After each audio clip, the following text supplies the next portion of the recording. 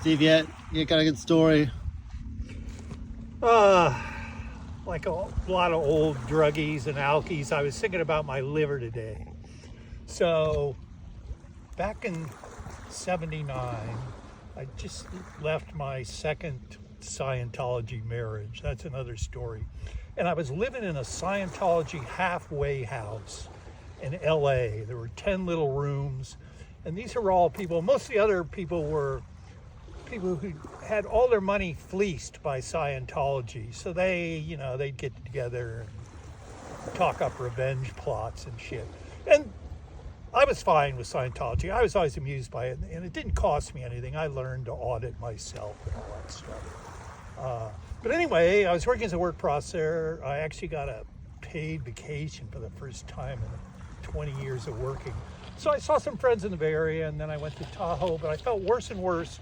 Long story short, when I got back, I'd come down with an extreme case of hepatitis A.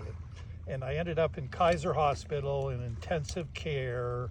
And by the time I got there, I was fairly delirious, running this high fever. And I was there for a few days. I mean, there ain't shit they can do for you when you got hepatitis. You know, your liver can't process drugs, so you just sit there and suffer.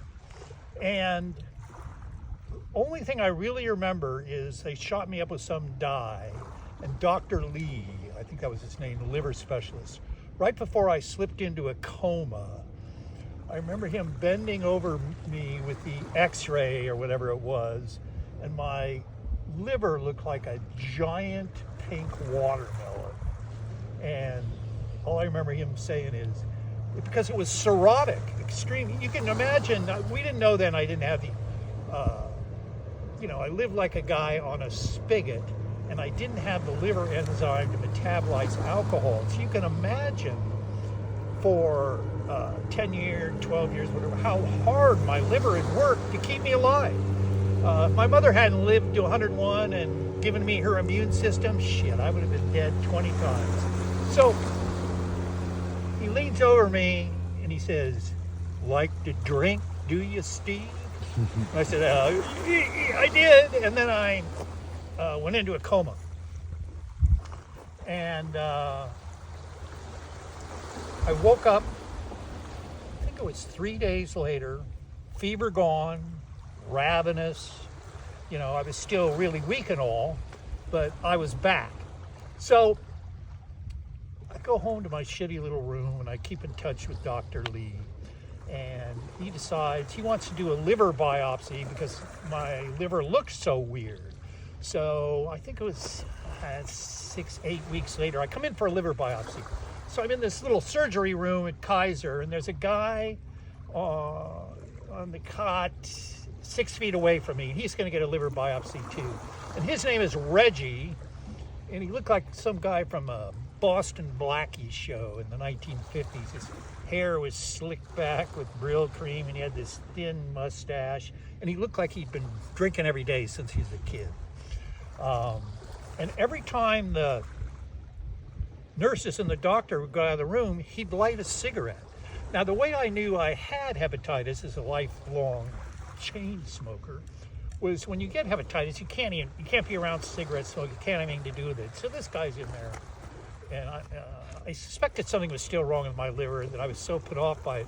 And the nurses would run in and put it out and lecture this guy, and as soon as they left, he'd light another one.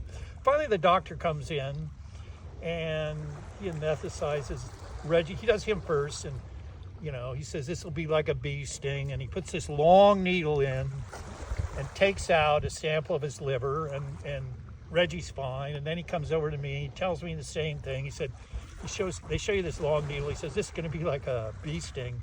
And he puts it in, and it was like I'd been stabbed. It was just, the pain was horrific. And when he pulls it out, the membrane and everything is totally bloody, which it shouldn't have been. And he goes, and he threw the thing down. It's the first time I'd ever seen this doctor upset. And he said, I think we've made a mistake. I'm sure your liver wasn't still inflamed, but it's very inflamed, and now it's bleeding. And so I'm laying there, and I said, well, so what the fuck do I do now? And he says, don't talk. don't do anything. Just freeze here. I mean, any movement is going to hurt it. You know, we'll put you back in the hospital. And so I'm laying there, and as soon as he leaves, I hear Reggie get up, and he starts rustling around. I lean my head over, and he's in his hospital smock, and he comes over, and he's got a copy of Playboy. Now, I know that the worst possible thing I can do is laugh. If I laugh now, I'm going to regret it the rest of my life. So he comes over there with this Playboy, and he goes, "How you feeling, partner?" And I said, "Hey, my liver was still inflamed. My liver's bleeding. The worst thing that can happen to me is to move it all now, Reggie. So please, just leave me alone." He goes, "Fuck you, you pussy." He said, "I just had the same thing to me. I'm 20 years older than you are, and I'm fine. Suck it up, pussy boy." And he said, "I got something that'll set you right." So shit that's happened in my life. He opens the Playboy to the fold out, and he folds it out. And then he leans over me, and he shoves it right in my face. So like the muff is right in my face.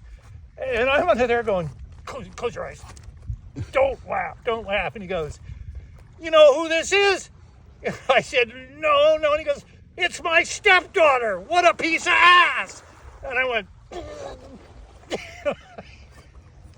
I think I guffawed harder than I ever had in my life. And it was like Sonny Liston had just hooked me in the liver. And I wake up, in effect, a couple days later in the intensive care unit again. And I'm feeling a little better, and the doctor tells me I can go home, and he goes, "Oh, by the way, I forgot to tell you this. When you were in that coma, I called your parents who lived up in San Francisco." And I said, "Well, what'd you do that for?" And he said, "Well, you know, they're your son." And I said, "Well, what'd you tell them?" He said, "You know, we thought you weren't going to make it through the night." And what'd they say? And he said, "Well, you know, it was funny. I talked to your mother, and she said, all she said was, she's fooled you. He's fooled you guys before." And then he started to walk away. I said, "What about my wife? Did you call her?" And he looks at the nurse, and he goes, "Well, yeah." And I said, "Well, what'd she say?" And he said, "She was pleased." Oh, God.